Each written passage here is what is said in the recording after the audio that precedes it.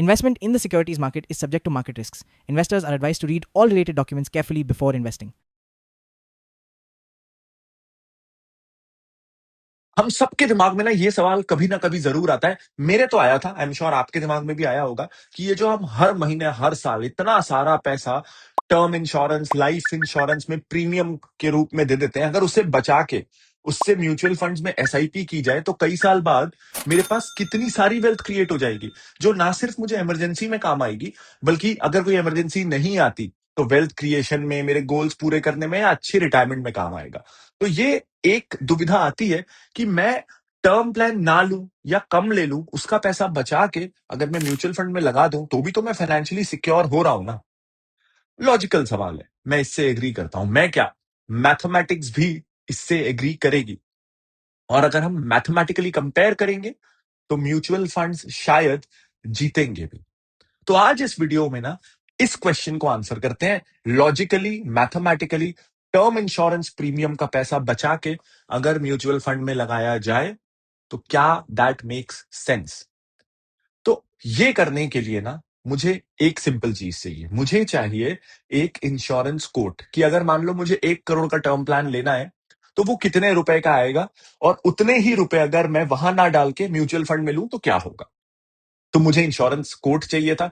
ऐसे में ditto insurance is a platform I trust. ये IRDA सर्टिफाइड है। यहां आप जाके मल्टीपल इंश्योरेंस प्लान कंपेयर कर सकते हो, और अगर आपको पॉलिसी चाहिए तो चूज करने में, डॉक्यूमेंटेशन में ये आपकी हेल्प कर देंगे। क्लेम के समय भी they will help you. Unlike other platforms आपको फालतू के कॉल करके स्पैम नहीं करेंगे। तो पहले हम इस वीडियो को एग्जामिन करते हैं। इस वीडियो के बाद अगर आपको लगता है कि अभी भी टर्म प्लान ले लेना चाहिए तो पिंड कमेंट में डिट्टो का लिंक है, डिस्क्रिप्शन में भी लिंक है। You can book a free consultation call. लेकिन पहले जरूरी है एक साइंटिफिक एग्जामिनेशन। तो मैंने डिट्टो से कोटेशन मांगा। मैंने उन्हें क्राइटेरिया दिया कि एक 25 साल का इंसान है, नॉन स्मोकर है, उसे 1 करोड़ का टर्म प्लान चाहिए और अगले 40 सालों के लिए चाहिए, यानी जब तक वो 65 का हो जाए, जब तक वो रिटायर हो जाए तब तक के लिए चाहिए। तो कोटेशन कितने का आया? कोटेशन आया रफली 15,000 रुपए साल का, यानी 1250 रुपए महीना। अब कंपेयर करते हैं कि ये 15,000 रुपए साल का अगर मैं टर्म प्लान में ना डाल के म्यूचुअल फंड्स में डालूं तो क्या होगा। देखो, साल का 15,000 यानी 40 सालों तक जब मैं प्रीमियम दूंगा तो मैं ओवरऑल 6 लाख रुपए दे चुका रहूंगा इंश्योरेंस कंपनी को। आफ्टर 65 ईयर्स जब मैं रिटायर हो रहा हूं तो इस इंश्योरेंस कंपनी से पता है मुझे कितना रिटर्न मिलेगा? A grand total of 0। मुझे कुछ नहीं मिलेगा। 6 लाख रुपए गए। यही पैसा 1250 रुपए महीना अगर मैं म्यूचुअल फंड्स में, इक्विटी म्यूचुअल फंड में SIP करता हूं, तो एक रीजनेबल अजम्पशन ये है कि मेरे पास 40 साल बाद होंगे। इसमें भी पहले तो 40 साल में मैंने 1250 रुपए महीना ही डाला, यानी इसमें भी मैंने 6 लाख रुपए ही डाले। 40 साल बाद जब मैं 65 का हो रहा हूं तो मेरे पास कितने पैसे होंगे?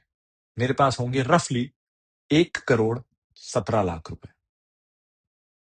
एक तरफ मुझे 0 रिटर्न मिल रहा है, एक तरफ मुझे 1 करोड़ 17 लाख रुपए मिल रहा है। दूसरी बात करने, अगर मेरे पास लाइफ इंश्योरेंस थी और मुझे कुछ हो भी जाता तो भी मेरे परिवार को 1 करोड़ मिलता। यहां 1 करोड़ 17 लाख मिल ही रहा है। तो मैथमेटिकली इट फील्स लाइक, पहली झलक में, कि mutual funds make more sense. Mathematics आपके साथ है। और ये जो मैं 1 करोड़ 17 लाख बोल रहा हूं ना, ये मैंने बहुत ही कंजर्वेटिव एस्टिमेट लिया है। 12% से भी थोड़ा कम ही लिया है मैंने। मार्जिन ऑफ सेफ्टी भी रख दिया है। तो मैंने कोई ज्यादा एक्सपेक्टेशन रख के, अजम्पशन रख के फिगर को बढ़ाया नहीं है। अब इस वीडियो को यहां बंद मत करना, बहुत बड़ी गलती हो जाएगी। अगले 2-3 मिनट ध्यान से सुनिएगा। अभी जो मैंने कैलकुलेशन किया ना, और ये कैलकुलेशन सोशल मीडिया में बहुत वायरल होता है, कई लोग करते हैं और आपको मिसगाइड करते हैं, और बहुत लोग इस चक्कर में सही चीज नहीं करते। तो ये ध्यान से सुनना। ये जो कैलकुलेशन है ना, इसमें कुछ अजम्पशंस हैं। पहला अजम्पशन कि आपको 65 की एज तक कुछ नहीं होगा और आप 40 सालों तक जिंदा रहोगे, इसकी कोई गारंटी नहीं है। दूसरा प्रॉब्लम, जो पैसा हमें आज सुन के बहुत ज्यादा लग रहा है, उसकी वैल्यू 40 साल बाद काफी कम हो चुकी रहेगी।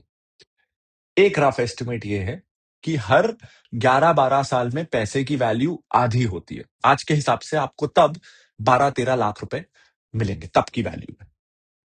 ये एक प्रॉब्लम है। इसके अलावा एक बहुत बड़ा कैलकुलेशन मिस्टेक, जो मैं पहले अजम्पशन की बात कर रहा था, कि इसमें यह माना गया है कि आप 40 साल जिंदा रहोगे। मान लो आपका परिवार है, आप सोल ब्रेड विनर हो, और आप, भगवान ना करे, किसी कारण से आपको यंग एज में कुछ होता है। आपका परिवार तो फाइनेंशियली आप पे डिपेंडेंट था। तो अभी हमने 40-40 साल कंपेयर किया। अब जरा टर्म प्लान लेने के 1 साल बाद का सिनेरियो देखते हैं। पर्सन ए है जिसने टर्म प्लान लिया, पर्सन बी है जिसने वो पैसा बचा के म्यूचुअल फंड्स में एसआईपी किया। तो 1 साल में आपने प्रीमियम दिया 15,000।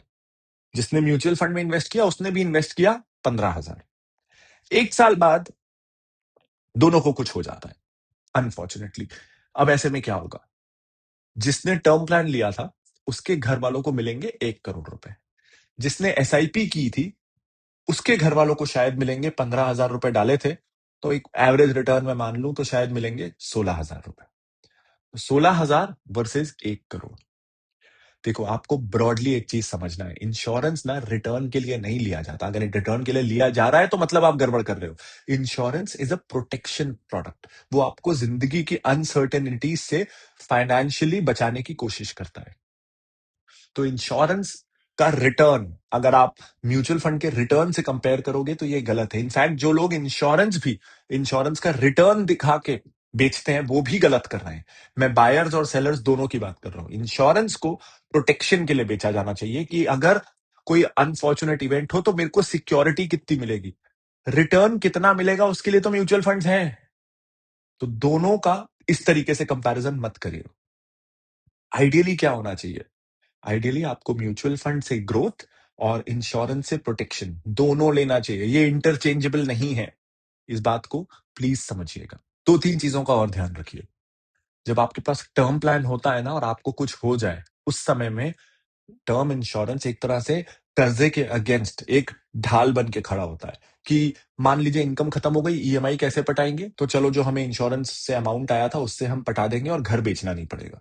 दूसरा, अगर आप इसके साथ क्रिटिकल इलनेस राइडर भी लेते हो तो अगर किसी को कोई जानलेवा बीमारी डिटेक्ट होती है जिसके पास ये इंश्योरेंस है तो उसे एक लम सम अच्छा खासा अमाउंट मिल जाएगा। जैसे 1 करोड़ के कवर पे 25 लाख तक का क्रिटिकल इलनेस राइडर भी मिल सकता है, जो इलाज में या अगर आप नौकरी पे नहीं जा रहे हो तो उन खर्चों को मैनेज करने में मदद करेगा।